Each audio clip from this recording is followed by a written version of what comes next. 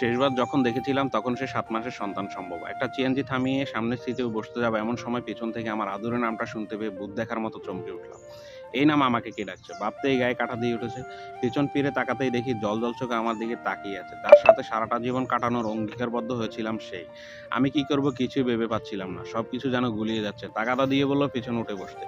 সাথে ওর মাকে দেখে আমি আরো ঘাবড়ে গেলাম। আমাকে ডাকছে দেখে ওর মা কিছু বলতে যেতেই চুপ করে বলে থামিয়ে দিয়ে বলল, "অস্থির হইও না মা, পালিয়ে যাব না।" আমার হাত ধরে এক প্রকার টেনে তুলল সিএনজিতে। আমি একবার ওর মায়ের দিকে দেখলাম, রেগেমেগে পেটে পড়তে রাগ দেখাতে না পারায় একটু হতাশ হয়ে তাকিয়ে থাকতে। ওর দিকে তাকিয়ে ভাবছি এত সাহস কোথায় পেয়েছে? ও বিস্মিত হয়ে আমাকে দেখছে। আমি বারবার এদিক ওদিক তাকাচ্ছি, কোনোভাবেই মুখের দিকে তাকাতে পারছিলাম না। সিএনজি চলতে শুরু করে, আমরা চুপচাপ বসে রইলাম। সিএনজির শব্দ ছাড়াই কোনো শব্দেই নেই, নিঃশব্দে ৫-৭ মিনিট অতিক্রম হয়েছে। হঠাৎ আমার দাড়িতে টান মেরে বলে উঠল, "দেবদাস হয়েছ? শেভ করো না কেন? এ কেমন চেহারা করেছো?" গলার স্বরে স্পষ্ট বোঝা যাচ্ছে অনেক কষ্টে কান্না আটকে রেখেছে। আমার বুকের মাঝে কেউ যেন খামচে ধরেছে। চোখের দিকে তাকাতেই দেখলাম গড় করে পানি পড়ছে। আমার হাত নিজের হাতের মুঠোয় নিয়ে বলে উঠল, "শিপু, আমরা কেন হেরে গেলাম?" আমি কথা বলতে চেয়েও বলতে পারছিলাম না। গলা ভারী হয়ে শক্ত হয়ে কথা বেরোচ্ছে না।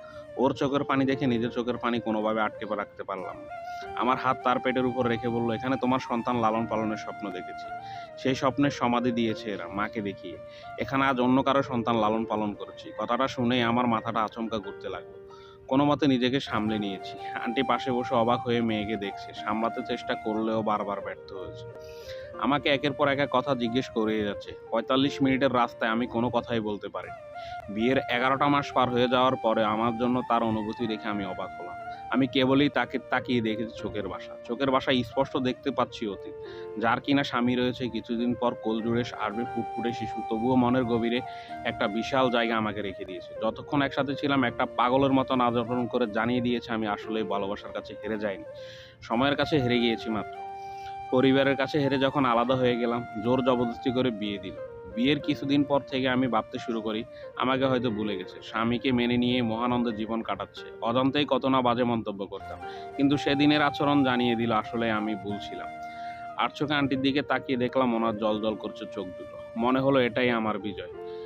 রবীন্দ্রনাথের হঠাৎ দেখার মতো আমাকে নামতে হবে পরের স্টেশনে। দূরে যাবে তুমি। দেখা হবে না আর কোনোদিনই। সত্যি আর কোনোদিন দেখা হয়নি। শেষ দেখায় তার শেষ দেখা ছিল। আমি মা হচ্ছি এটা আমার জন্য জীবনের সবথেকে আনন্দের হলেও তোমার সন্তানের মা হতে না পারার কষ্ট আমার আজীবন থেকেই যাবে।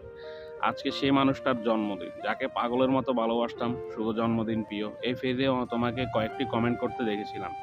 ভাবলাম কোনোভাবে যদি আমার এই স্মৃতিচারণ তোমার কাছে পর্যন্ত পৌঁছায়। আসলে মানুষ জীবনে অনেক কিছুর কাছে হেরে যায়, তবে ভালোবাসার কাছে হেরে যাওয়ার মতো কষ্ট সারা জীবন বয়ে বেড়ায়। এটা যে বয়ে বেড়ায় সেই জানে, আর কেউ জানে না। সবাই ভালোবাসাটাকে আগলে রাখবেন, আগলে রেখে বাঁচার চেষ্টা করুন।